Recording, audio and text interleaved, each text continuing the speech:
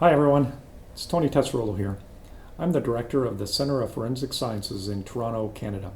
I'm also a member of the ASCLD Board of Directors. And in that role, I am the chair of the ASCLD International Committee. And that's what I'm here to talk to you about today. I want to tell you a little bit about the International Committee and who we are and what we do. The International Committee is made up of about 25 interested members of ASCLD.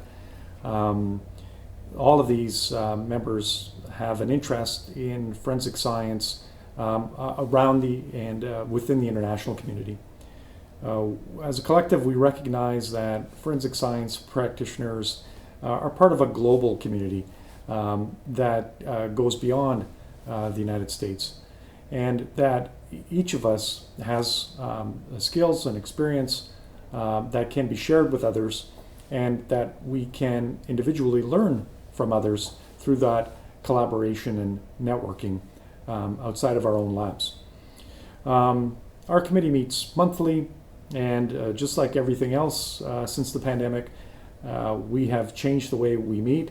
We used to meet exclusively by teleconference, and now we're using video conference as a mechanism to get closer together and to be able to not just hear from each other, but see each other. And that's working out quite well. Over the years, ASCLD and the International Committee has been involved in numerous projects, primarily because ASCLD is an excellent resource for forensic science and for practitioners all over the world. We have sought partnerships with other areas that can utilize our expertise and areas from which we can also learn. We have provided some support to Puerto Rico, particularly following Hurricane Maria in September of 2017. And we've also provided some assistance to forensic science services in Mexico by setting up the recent Leadership Academy for forensic science managers and leaders. And we don't do this on our own, of course. We rely very heavily on our partnership with ICITAP, who have the experience and the resources to be able to establish those connections. We provide the expertise and the forensic science background as part of that collaboration. We've also currently been working on a few different things that I'll share with you. Recently, we put on a webinar called Future Directions in Forensic Science. You may have attended it. It was initially developed as a tool or as a support for our colleagues in Costa Rica who were looking for some advice and guidance as they developed their 5 to 10 year strategic plan.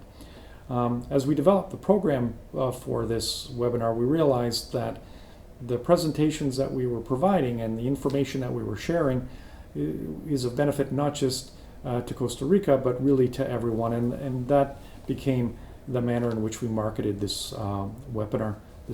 So it's something that I think was very well received, and I look forward to continued collaboration with our colleagues in Costa Rica. Recently, the International Committee helped put together a foreign language survey for ASCLD members. We know that within the ASCLD membership, we have a lot of talents, not just in forensic science, but in other areas as well. And we thought that having a roster of the foreign language skills of our ASCLD members would certainly be helpful in international initiatives. And so we did that earlier in 2020. And then recently in September of 2020, we developed an international mentorship roster.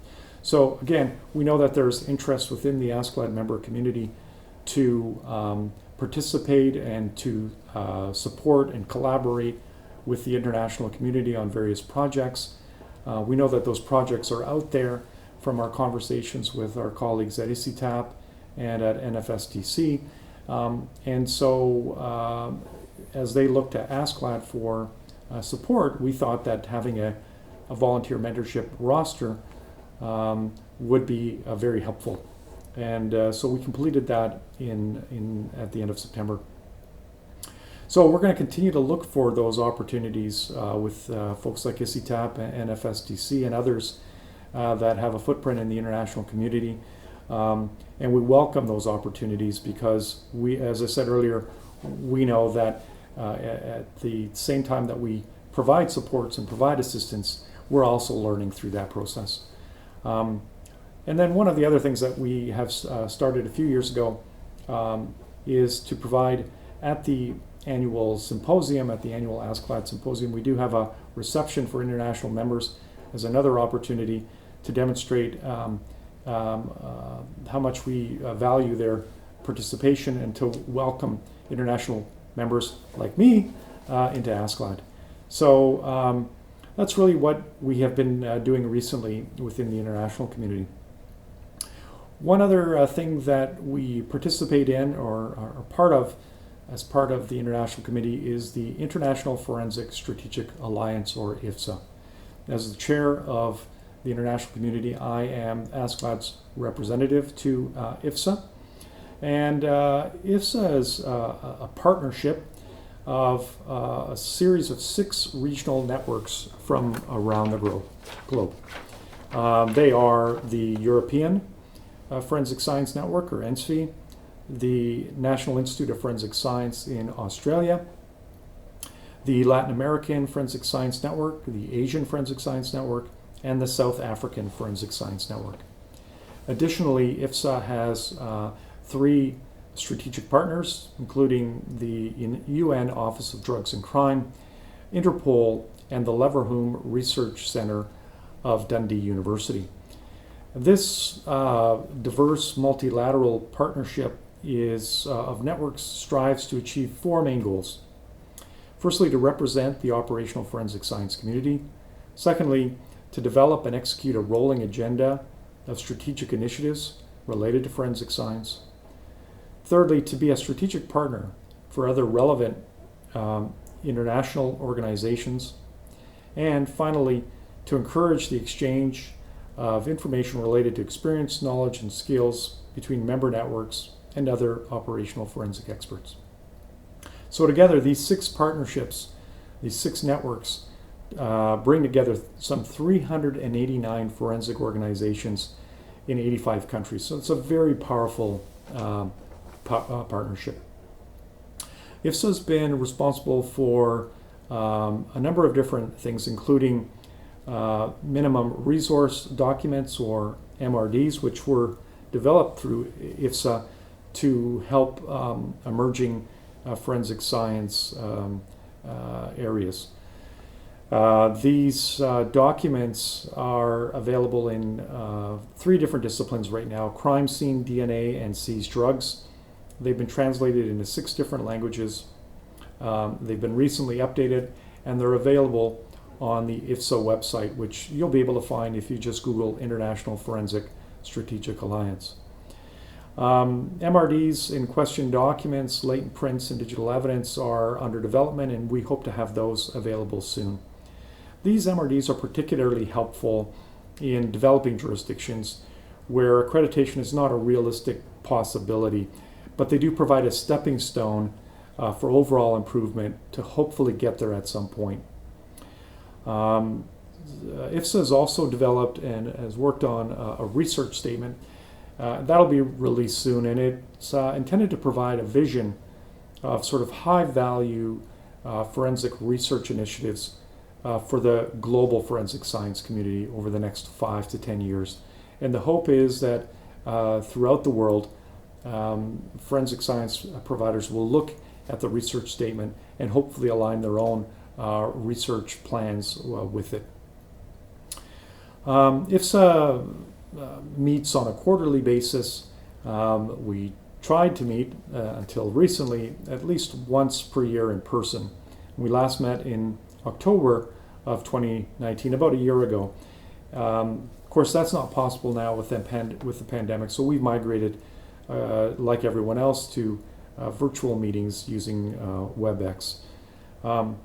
it's a conduit that through IFSA, we have a conduit through which information from the international community can be brought back to ASCLD, and it's also an opportunity for information from ASCLD to be brought to the international community, and that's really my role as the ASCLD member on IFSA. As the network with the largest number of organizations within IFSA, ASCLD is a very important contributor. We have a lot of available resources, and our contribution is significant. But again, and as I mentioned earlier, with every contribution you make to help others within the forensic science community, you no doubt bring something back to help yourself. And that personally is one of the main reasons that I enjoy being involved in IFSA and other international initiatives. So that's really a snapshot of what is happening within the international community, who we are and what we do. I hope that in something that I conveyed today, some interest has been sparked in you around international initiatives, and I hope that if you have any questions or want to learn more, that you'll feel comfortable reaching out to me via email at tony.tessarolo, TESSAROLO, @ontario.ca.